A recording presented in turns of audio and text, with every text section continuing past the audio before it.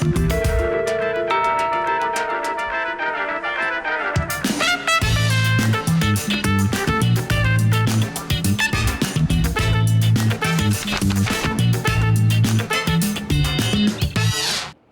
ያ ሁሉ ሚሊዮን ብር ምን አደረኩበት? መጽሐፍ ገዛበት አትልም? ረቂቅ ሃይ ረቂቅ እንደምን አለሽ? ሁሌም ዛሬ ላይ ቆመ ሁለት ምርጫ አለ። በትክክል ተመልሷል። አልተመለሰም። ኃይለኛ ተፎካካሪም አሉን እንግዲህ መጨረሻ ላይ ዌልካም ዌልካም እንኳን ደህና መጣችሁ። እሺ አረፍ አረፍ በሉ። አረፍ አረፍ በሉ። እኔንም አረፍ በልበሉኝ። እሺ ቴንክ ዩ። እንደምን አላችሁ? እስኪ መጀመሪያ ጥሪያችንን አክብራችሁ ስለመጣችሁ ለገጽ ጨዋታ እሺ እንደምን አላችሁ? ደህና ናችሁ? እንግዲህ ተመልካቾቻችን በያላችሁበት ቦታ ሆናችሁ ፕሮግራሞቻችንን ለምትከታተሉ ነሆ የገጽ ጨዋታችን በምዕራፍ 2 ይሄው አራተኛ የመጽሐፍ ሐሳቡን ሊያስነብብ የሜሪ ፈለቀን ጠበኛ እውነቶች መጽሐፍን ይዞ አሁን ሁሌም እንደምናደርገው 4 ኪሎ ፕላዛ ላይ ባለው ያማሮ ቦታ ላይ ቀረጻችንን ለማድረግ ተሰባስበናል። እንግዶቼ ከሜሪ ፈለቀ መጽሐፍ ላይ የተሰጣቸውን ሐሳብ አንብበው ተዘጋጅተው በቀኝም በግራ መጥተዋል ማለት ነው። እኔም እንግዲህ ዛሬ ከነሱ ጋር ቆይታ ላደርግ ተዘጋጅቻለሁ። በድጋሚ እውነት ለመናገር እስኪ ለገጽ ጨዋታ ለአዲስ አበባ ባህልና ኪነ ጥበብ ቢሮ ለአዲስ ሚዲያ ኔትወርክ የገጽ ጨዋታ እናመሰግናለን። እንግዲህ ተመልካቾቻችን ይህ በአዲስ ሚዲያ ኔትወርክ ዘወትር ቅዳሜ ወደ እናንተ የሚተላለፈው የገጽ ጨዋታ ፕሮግራማችን ነው። ሁሌም እንደምንለው እናንብብ እንላለን። ይህንን ፕሮግራም የአዲስ አበባ ባህልና ኪነ ጥበብ ቢሮ እቅፍ ድግፍ አድርጎታል። በየዙሩ እያለፉ ለሚሄዱት ደግሞ ሽልማት እየሰጠን መጽሐፍ የማንበብ ባህላችንን በሀገራችን እንዲሰፍን የምንችለውን ሁሉ ለማድረግ ቆርጠን ተነስተናል ማለት ነው። የዚህ ፕሮግራም አዘጋጅና አቅራቢ ደግሞ እኔ ቢኒያም ከተማ ነኝ። እስከ ፕሮግራማችን ማብቂያ ድረስ ከእናንተ ጋር ቆይታ አደርጋለሁ። የዛሬ መጽሐፋችን የሜሪ ፈለቀ ጠበኛ እውነቶች መጽሐፍ ነው። እንዴት አገኛችሁት? በጣም አሪፍ ነው። እስኪ ለሜሪ ፈለቀ ተመልካቾቻችን ለጠበኛ እውነቶችና ለሜሪ ፈለቀ አንዴ ሞቅ ያለ ሞራል እንሰጣቸዋለን። ለሁለቱ እጅግ በጣም እናመሰግናለን። በዚህ በኩል ወደ አንተ መጣሁ። እንተዋወቅ እስኪ። እሺ አመሰግናለሁ። እሺ እድሉን ስለሰጠኝ ሙልጌታ ባልቻ እባላለሁ ከዚሁ ከአዲስ አበባ። እሺ አዲስ አበባ የት አካባቢ? አዲስ አበባ ልደታ አካባቢ። ልደታዎች ሙሌ ከችበሉ እያላችሁ ነው። ኑ ተወዳደሩ፣ መጽሐፍ እንሰጣለን፣ አንብቡ፣ ልደታ ትጠራ ከፍ ከፍ ትበል እያላችሁ ነው። ሙሌ እንተዋወቅ ካንቺም ጋር። እሺ አፋር እባላለሁ። እሺ ከጨርቆስ። አፋር ኡመር ኬት? ከጨርቆስ። ጨርቆስ የአራድዬ ሰፈር። ያው ልደታም እንደዛው ነው፣ አራዶች ናቸው። ይመቻችሁ ለታችሁ። ጨርቆሶች ያው አፋር መታለች ልትወዳደር ነው። እናንተም ኑ ተወዳደሩ፣ መጽሐፍ እንልካለን፣ ይመቻችሁ ብለናል። በ0909187575 አጭር የጽሁፍ መልእክት እየላካችሁ መወዳደር እንፈልጋለን በሉ፣ መጽሐፍ እንልካለን፣ ትመጣላችሁ። እናመሰግናለን። አንተ ጋር መጣሁ። እሺ እኔ ዝራ መክበብ እባላለሁ። እሺ የመጣሁት ከቅርብ ሰሜን ማዘጋጃ። ሰሜን ማዘጋጃ። አረ ሰሜን ማዘጋጃዎች ከች በሉ። ይኸው እዝራኤል መክበብ ወይስ ባጭሩ ዝራ? ያው እዝራኤል። እሺ እዝራኤል ወይም ደግሞ እዝራ ከሰሜን ማዘጋጃ መጥቶላችኋል። ሰሜን ማዘጋጃዎች ነቃበሉ፣ ጽሁፍ እንልክላችኋለን፣ ትመጣላችሁ፣ ትወዳደራላችሁ ማለት ነው። ስለዚህ ሰሜን ማዘጋጃን እናስጠራው እያልን ነው። እሺ ስሜ ሮማን ጉታ ይባላል። የመጣሁት ከየረር ወይም ደግሞ አለማየሁ ተብሎ ከሚታወቅ የረር አካባቢ ከአሌክስ ሰፈር ያላችሁ ሰዎች ኑ ተወዳደሩ ብላችኋለች ሮሚ። የኛ ዓላማ ሁሌም መጽሐፍቶችን ግዙ፣ ተዋዋሱ፣ መጽሐፍን ተከራዩ፣ አንብቡ። ደራሲዎች የሚነበብላቸው ጽፈው በየመጽሐፍት ቤቱ ያስረከቡት መጽሐፍ ያለ ገዢ አይቀመጥ። ስለዚህ ጸሐፍት ብዕራቸውን ሁሌ እንዲያነሱ አንባቢ ሰው ሊያበረታታቸው ይገባል ብለን እናስባለን።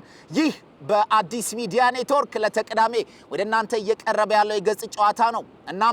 እናንብብ እንላለን። የፕሮግራሙ አዘጋጅና አቅራቢ እኔ ቢኒያም ከተማ ነኝ። ይሄን ፕሮግራም የአዲስ አበባ ባህልና ኪነ ጥበብ ቢሮ እቅፍ ድግፍ አድርጎታል።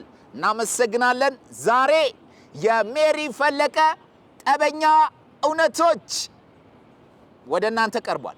እሺ ከማን ይጀመር? ያው ማስተዋወቁን ከኛ ስለጀመር ጥያቄው ከኛ ስለሆነ ከነ እስራኤል ብሏል። የመጀመሪያው ጥያቄ ቁጥር 1 መጽሐፉ ሲጀምር አንድ ብሎ የሚጀምረው ነገር አለ። ምን ይላል? ገና መጽሐፉ ሲጀምር በንግግር የሚከፍተው ንግግር አለ። ምን ይባላል? መነጋገር ትችላላችሁ። 10 ሴኮንድ አላችሁ። ሁሌም ዛሬ ላይ ቆመ ሁለት ምርጫ አለ። ትላንት ወይም ነገ፣ ትዝታ ወይም ተስፋ። እሺ እስቲ እኔ ነው የምነግርህ። እሺ አዎ ሁሌም ዛሬ ላይ ቆመ ሁለት ምርጫ አለ። ትላንት ወይም ነገ፣ ትዝታ ወይም ተስፋ። በትክክል ተመልሷል። ሁሌም ዛሬ ላይ ቆመ ሁለት ምርጫ አለ። ትላንት ወይም ነገ፣ ትዝታ ወይም ተስፋ ብሎ የሜሪ ፈለቀ መጽሐፍ ንግግሩን ይጀምራል ማለት ነው። እስራኤልና ሮሚ ተወያይተው መለሱት። ጎበዞች እናመሰግናለን። አጨብጭቡላችሁ። ጓደኛን ማበረታታት ግዴታ ነው። ወደ እናንተ መጣው። ሙሌ በዚህ መጽሐፍ ውስጥ ያለችው ዋና ገጸ ባህሪ ስሟ ማን ይባላል? ረቂቅ ረቂቅ። ሃይ ረቂቅ እንደምን አለሽ? በትክክል ተመልሷል። ረቂቅ ዋናዋ ገጸ ባህሪ ናት። ሁለቱም የተጠየቁትን አንዳንድ ጥያቄዎች መልሰዋል። ወደ እናንተ መጣው። ሮሚ ተዘጋጂ። በረቂቅ የመጀመሪያ ዲያሎግ ወይም ንግግር ጅማሬዋን ምን ብላ ትጀምራለች? ከወንድምና ከህሊና የቱ ይበልጣል? እሺ ከእናትና ከህሊናስ? በትክክል ተመልሷል። በረቂቅ የመጀመሪያ ዲያሎግ ወይም የንግግሯ ጅማሬ ላይ እንዲህ ትላለች፣ ከወንድምና ከህሊና የቱ ይበልጣል? ወይስ ከእናትነትና ከህሊና? እሺ ከነገና ከህሊናስ ማን ይበልጣል ትላለች። እናመሰግናለን። በትክክል ተመልሷል። አፋር ጋር መጣው። በዚህ መጽሐፍ ጅምር ትረካ ላይ የህሊና ንጽህና ለምን ምግብ ይሆናል ብሎ ይነግረናል? ለነፍስ። በትክክል ተመልሷል። አረ ወገን እኔ ጥያቄዎች በሁለቱም በኩል ያለ ስህተት ሲመለሱ ሁሌ ማን ነው አሸናፊ የሚለው ስሜት ያጓጓኛል። በትክክል ተመልሷል። በዚህ መጽሐፍ ውስጥ ጅምር ትረካ ላይ የህሊና ንጽህና ለምን ምግብ ነው ለሚለው የነፍስ ወይም ለነፍስ ምግብ ነው ይላል። ህሊናችሁ ንጹህ ከሆነ ነፍሳችሁ በትክክል ተመግባለች ማለት ነው የሚል ሐሳብ አለው። እናመሰግናለን። ይህን ድንቅ መጽሐፍ ላበረከትሽልን ሜሪ ፈለቀ። በጣም አሪፍ። ከተጠየቁት ሁለት ጥያቄዎች ውስጥ ሁለቱንም መልሰዋል። ከተጠየቁት ሁለት ጥያቄዎች ውስጥ ሁለቱንም መልሰዋል። አንዳንድ እንድገምና አረፍ አረፍ ብለን እናወጋለን። ይህቺ ገጸ ባህሪ ወይም ረቂቅ የተባለችው ገጸ ባህሪ የአገልግሎት ዘመን ከንቱ ያለችው ስራዋ ምን ስለሆነ ነው? ስራዋ ገንዘብ ብቻ ላላቸው ድሃ ወንዶች ደስታና ሳቅን መፍጠር። ሌላውን አትጥሪው። በትክክል ተመልሷል። ናይስ።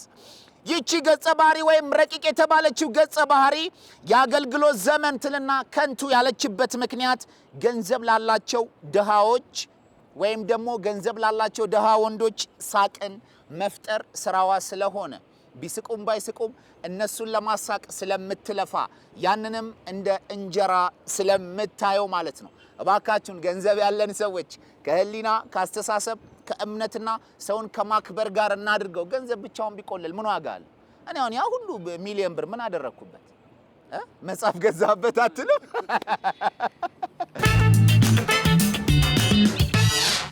ጥያቄ ቁጥር 6 ስሜ ረቂቅ ይባላል፣ እድሜ 17 ዓመቴ ነው ብላን እንዴ ስንላት ደግሞ ስለ እድሜዋ አንድ ድብቅ ነገር ትነግረናለች። ምን አለች? ተነጋገሩ። ስሜ ረቂቅ ይባላል፣ እድሜ 17 ነው ትለንና እንዴ ስንላት ስለ እድሜዋ የሆነ ነገር ትነግረናለች። ምን አለች? ከመኖር ያልቆጠርኩት የቀነስኩት በትክክል ተመልሷል። ድገሙት። ከመኖር ያልቆጠርኳቸው ሌሎች 7 ዓመታቶች አሉ። ደምሩላት። ስንት ነው ማለት ነው እድሜዋ? 24 ዓመቷ ነበር። ግን አልኖርኩባቸውም ያለቻቸውን ዓመታቶች ትቀንሳቸዋለች። በዚህ አጋጣሚ አንድ ሰው ግሪክ አካባቢ የመቃብር ስፍራዎች ላይ ይሄድና ይዞራል። ዶክተር እከሌ በተወለደ በ6 ዓመቱ ከዚህ ዓለም በሞት ተለየ ይላል። እንዴ ይላል። እዚህ ጋር ደግሞ ሲመጣ ዶክተር ኢንጂነር እከሊት በተወለደች በ4 ዓመቷ ከዚህ ዓለም በሞት ተለየች ይላል። ጥያቄው ሐውልቱ ላይ ያለው ጽሑፍ ግራ ያጋባውና ምን እያሉ ነው? እዚህ ሀገር የእድሜ አጻጻፍ ችግር አለበት እንዴ አለ እና አንድ ሰውን ሲያናገር እኛ ሀገር ሐውልት ላይ የሚጻፈው የኖርክበት እድሜ ሳይሆን ህዝብህን ያገለገልክበት ቁጥር ነው አለው ይባላል። ስለዚህ የመቃብር ጽሑፎችም ላይ ቢሆን እንኳን ምን አለ ማለት ነው? መልእክት አለ። ለዚህም ነው እናብብ የምላችሁ። ይመቻችሁ በያላችሁበት። እንግዲህ አሁን በዚህም ከተጠየቁት 3 ጥያቄዎች ውስጥ 3ቱንም ሙለርና አፋር መልሰዋል። በዚህ በኩልም እስራኤልና ሮማን ከተጠየቁት 3 ጥያቄዎች ውስጥ መልሰዋል። አሁን እስኪ እንደው አረፍ እንበል። ጥያቄዎቹ እንዴት አያችኋቸው? በጣም አሪፍ ነው። እሺ በጣም አሪፍ ነው። ቆንጆ ነው። አዎ ደስ ይላል። ያው ቀለል አድርገን ነው የምናወጣው። ሁሌም ለተወዳዳሪዎቻችን የምንናገረው ጥያቄ አክብደን አናወጣም። ሮሚ እንዴት አየሽ? እንግዲህ በጣም አሪፍ ነው። እንግዲህ ወደ መሀሉ አልገባንም፣ የምናየው ይሆናል። ጅማሬው ግን አሪፍ ነው። ጅማሬው አሪፍ ነው፣ ወደ መሀል አልገባንም ብላለች። እሺ ሙለር እንዴት አየው ጥያቄዎቹ? እኔም ፈርቼው ነበረ ጥያቄውን፣ ግን እስካሁን አሪፍ ላይ ነው። ቆንጆ ነው። እናመሰግናለን። አፋርስ እንዴት አይሻችሁ ጥያቄዎች? በጣም አሪፍ ነው። ወሳኝ የሆኑ ጥያቄዎች ናቸው። ኃይለኛ ተፎካካሪም አሉን። እንግዲህ መጨረሻ ላይ ጎበዝ ተፎካካሪዎች ተብላችኋል። እናመሰግናለን። ተመልካቾቻችን በድጋሚ ያላችሁት አዲስ ሚዲያ ኔትወርክ ለተቀዳሜ የገጽ ጨዋታ ላይ ነው። እናንብብ እንላለን። ይህ ማንበብን የሚያበረታታ መጽሐፍን እየላከ ተወዳዳሪዎችን ወደዚህ አምጥቶ አሸናፊውን ወደፊት ይዞ የሚሄድ ውድድር ነው። ኑ ተወዳደሩ። 0909187575 አጭር የጽሁፍ መልእክት እየላካችሁ መወዳደር እንፈልጋለን በሉ። መጽሐፍ ሊንክ እንልካለን። አንብባችሁ ትመጣላችሁ፣ ትወዳደራላችሁ። ካሸነፋችሁ ደግሞ ይህን ፕሮግራም እቅፍ ድግፍ ያደረገው የአዲስ አበባ ባህልና ኪነ ጥበብ ቢሮ ላሸነፋችሁ ለእናንተ ምስጋና ይገባችኋል ብሎ ይሸልማችኋል ማለት ነው። አፍጥኑት ብለናል። ጨርቆሶች፣ ልደታዎች፣ ሰሜን ማዘጋጃና የረራ አካባቢ ያላችሁ አፍጥኑት ብለናል። እሺ ጥያቄ ቁጥር እነማን ጋር ነኝ? እነሱ ጋር 7 እስራኤል ተዘጋጅ። ስምን መልአክ ያወጣዋል የሚለው አባባል ተቃራኒ የሆነን አንድ ንግግር እንዲህ ስትል ረቂቅ ነግራናለች። ምን አለች? ስለ ስሟ አወጣጥ አንድ ነገር ተናግራለች። ምን አለች ይላል? እናቴን ያወጣችልኝ ስሜን እንኳን እናቴን ያወጣችልኝ ብላለች። ግን ተነጋገሩ። ስምን መልአክ ያወጣዋል የሚለውን አባባል የሚያስታውስ ወይም ተቃራኒ የሆነ አንድ ነገር ስለ ስሟ አወጣጥ ነግራናለች። ምን አለች?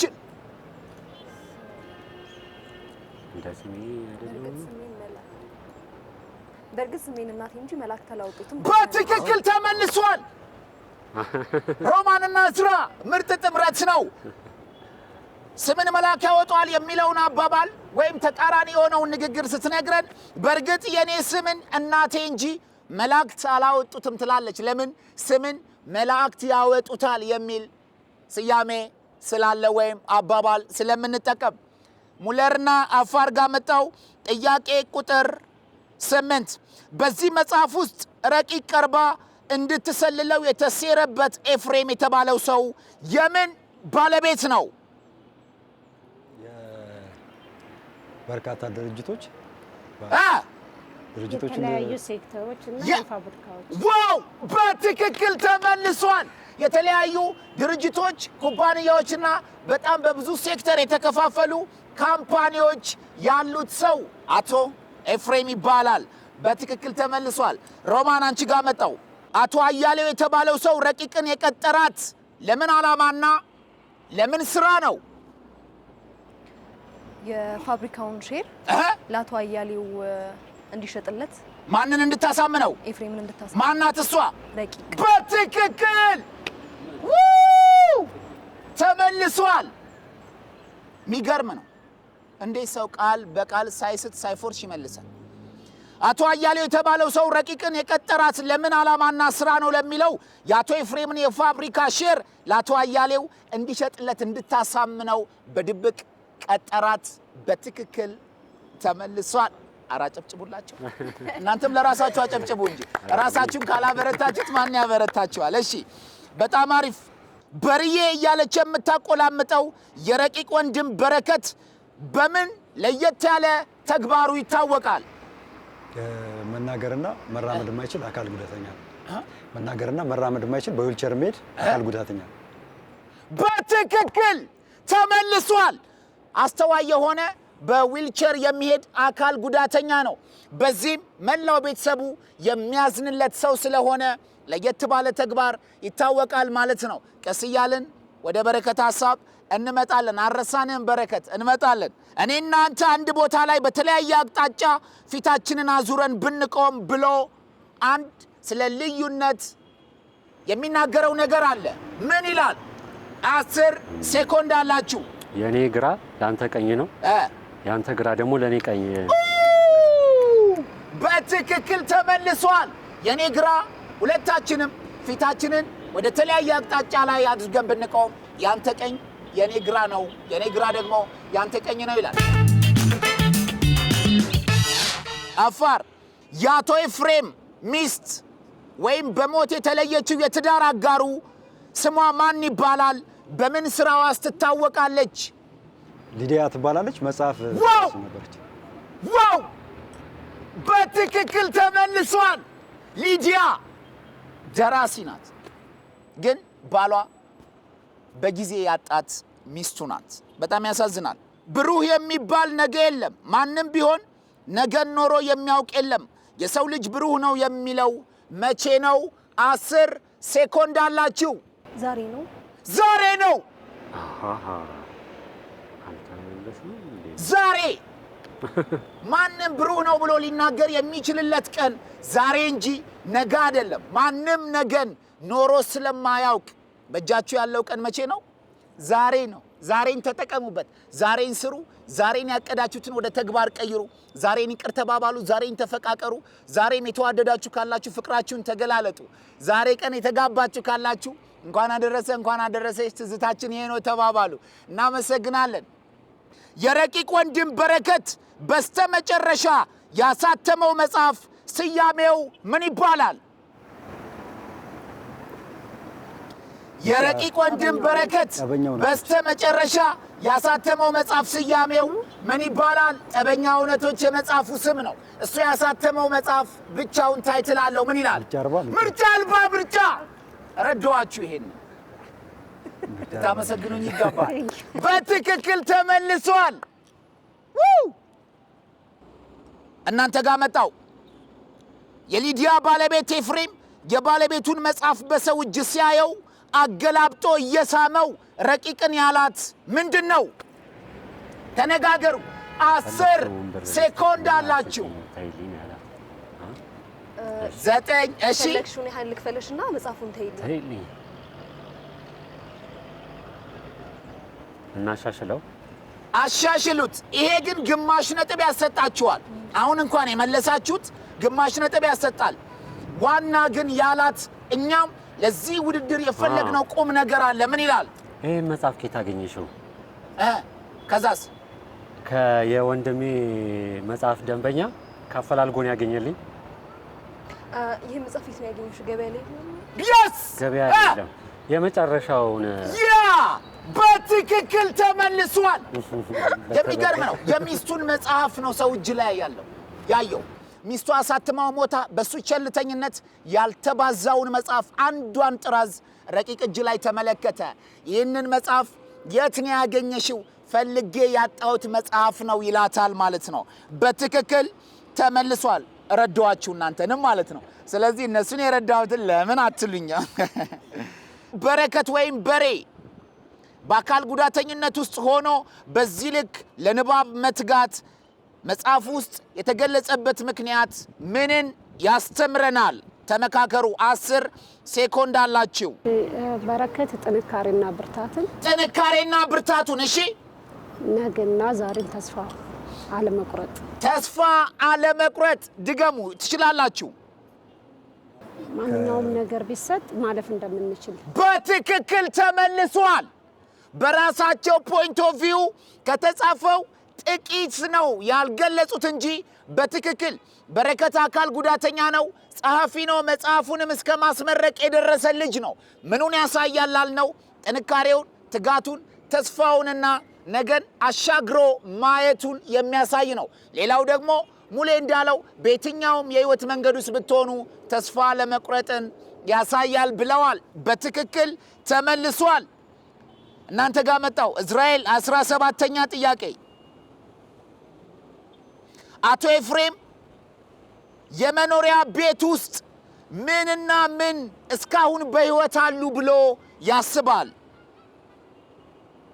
አቶ ኤፍሬም በመኖሪያ ቤት ውስጥ ሚስቱን ሲያስብ እስካሁን ምንና ምኗ ቤቴ ውስጥ አለ ብሎ ያስባል? ተመካከሩ። ጠረኗና ምንድን ያለው 10 ሴኮንድ። ትዝታዋና ጠረኗ ትዝታ ጠረኗ እንዲሁም ደግሞ የቤት ቀለምና እቃዎቹም አልተቀየሩም ይላል። በትክክል ተመልሷል። ትዝታዋ፣ ጠረኗ፣ ሳቋ፣ የተቆጣናቸው፣ የተጣላናቸው፣ አብረን የበላን የጠጣን ያወራናቸው በሙሉ ቤቴ ውስጥ ትዝታ ሆነዋል። እሱ ብቻ አይደለም፣ የቤቴ ቀለም እንኳን ሚስቴን ስለሚያስታውሰኝ እስካሁን ምን አላልኳቸውም ይላል፣ አልቀየርኳቸውም። በትክክል ተመልሷል። ዋው! የሚስቴ በሕይወት መለየት ትዝታ ብቻ ሳይሆን ይልና አንድ ንግግር ይነግረናል። ምን አለን? ሚስቴ በትዝታ ብቻ አልተለየችኝም ይላል። 10 ሴኮንድ አላችሁ። እየቆጠረ ነው ሴኮንድ። ሞክሩ። አልተመለሰም። ዋው! የሚስቴ በሕይወት መለየት ትዝታ ብቻ ሳይሆን ይልና አንድ ንግግር ይነግረናል። ምን አለ ለሚለው ትዝታ ብቻ ሳይሆኑ ነፍስ ያላቸው ስንቆችም ናቸው ይላል። የሚስቱ በሕይወት አለመኖርና እቤት ውስጥ ከሚያያቸው ነገሮች በመነሳት ትዝታ ብቻ አይደሉም፣ የነፍስ ያላቸው ስንቆችም ናቸው ይላል። የረቀቀችው ረቂቅ ይቺ ናት። እንደ ጎርፍ የሚተለተለው ሳቅና ልፍለፋዬ ምን ይሆናል አለች። እንደሚበተን ቢራቢሮ። እሺ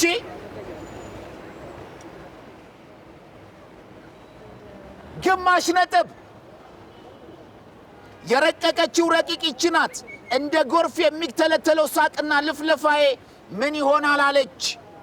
እንደምን እንደሚበተን ወይም እንደሚተን ቢራቢሮ። እሺ ግማሽ ነጥብ።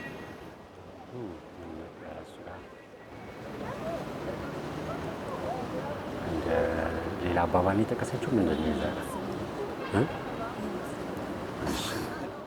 አልቋል። ግማሽ ነጥብ። የረቀቀችው ረቂቅ ይቺ ናት።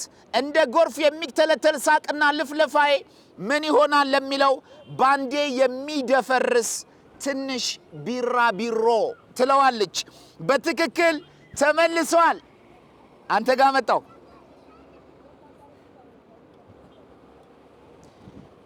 አሁንም እንዳጋጣሚ ሆኖ እናንተ ጋር በፖይንት ኦፍ ቪው የምትመልሱት ሀሳብ ነው የመጣው። በራሳችሁ እይታ መልሱት።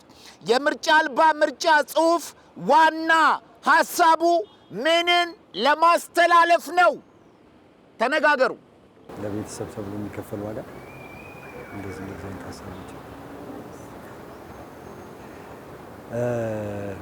ዋና ሀሳቡ የሚመስለኝ ለቤተሰብ የሚከፈል ዋጋ በየትኛውም ሁኔታ ውስጥ ስትሆን የምታላሳየውን ጥንካሬ እነዚህን ፖይንቶች አይቼበታል። በትክክል ተመልሷል። ዋው! እስኪ ለራሳችሁ አጨብጭቡ አራታችሁ። ዋው! የምርጫ አልባ ምርጫ መጽሐፍ ከጠበኛ እውነቶች ውስጥ ዋነኛ ሀሳቡ ምንድን ነው? ለቤተሰብ የሚከፈል ድንቅ ዋጋን፣ ፍቅርን፣ ትዝታንና ታማኝነትን እንዲሁም ለሙያና ለፓሽን መሰጠትን የሚገልጽ ነው። ተመልካቾቻችን እንግዲህ ያላችሁት በአዲስ ሚዲያ ኔትወርክ ቅዳሜን ከኛ ጋር በተሰኘው ፕሮግራማችን የገጽ ጨዋታችንን ነው የተከታተላችሁ ያላችሁት። ሁሌም እንደምንላችሁ እናብብ እንላችኋለን። በ0909187575 አጭር የጽሑፍ መልእክት እየላካችሁ መወዳደር እፈልጋለሁ በሉ። ሙሉ አድራሻችሁን ግን እንዳትረሱ። የዚህ ፕሮግራም አዘጋጅና አቅራቢ እኔ ቢኒያም ከተማ ነኝ። ይህንን ፕሮግራም የአዲስ አበባ ባህልና ኪነ ጥበብ ቢሮ እቅፍ ድግፍ አድርጎታል። በዚህ በስተቀኜ ሙልጌታና አፋር ከልደታና ከጨርቆስ፣ በስተግራዬ ደግሞ እዝራና ሮማን። እዝራ ከሰሜን ማዘጋጃ፣ ሮማን ደግሞ ከየረር መጡ። ሁሉም የመጡበት አካባቢ ያላችሁ ሰዎች በሙሉ ይህንን ፕሮግራም ስታዩ መወዳደር ትችላላችሁ። ለእናንተ መድረካችንም ስክሪናችንም ክፍት ነው። እንወዳችኋለን። የዛሬው የገጽ ጨዋታ የጠበኛ እውነቶች አጭር ታሪክ ውድድር አሸናፊዎች እነማን ይሆናሉ? በስንት ነጥብስ አሸነፉ? ለአስጨራሽ ፈጽሞ መልሴን እያነበቡ እስኪመስል ድረስ የማይፎርሹ በጣም ድንቅ ተወዳዳሪዎች ነበሩ። አሸናፊውን ካፍታ ቆይታ በኋላ እንገልጻለን። አሁንም አብራችሁን ቆዩ።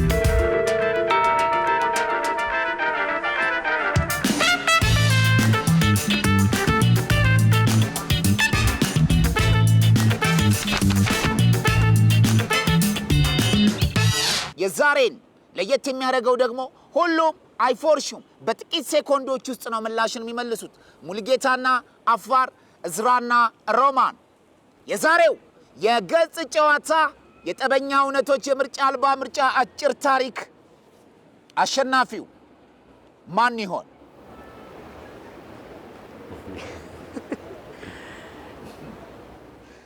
ማን ይሆን?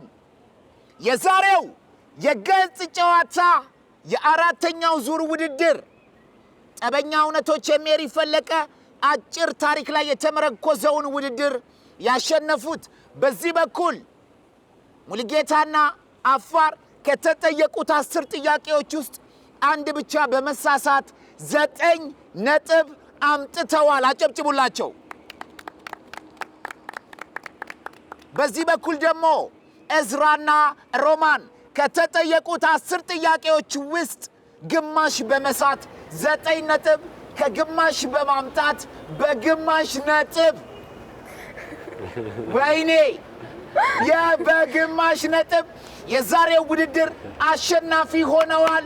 ሞራል ይገባቸዋል። አጨብጭቡላቸው።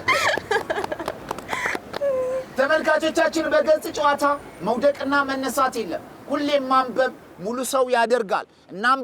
እናንብብ እንላለን። የዛሬው የገጽ ጨዋታ ፕሮግራማችን ይሄንን ይመስል ነበር። እናንብብ። ይህንን ፕሮግራም የአዲስ አበባ ባህልና ኪነ ጥበብ ቢሮ እቅፍ ድግፍ አድርጎታል። እናመሰግናለን። አዲስ ሚዲያ ኔትወርክ የትውልድ ድምፅ ይህንን ፕሮግራም ወደ እናንተ በመስኮቱ አሻገረላችሁ። እናመሰግናለን። በሌላ ፕሮግራም እስከምንገናኝ ተወዳዳሪዎች ጻፉልን። ባባይ ቻው በሏቸው። ቻው ብለናል። እናመሰግናለን። መልካም ጊዜ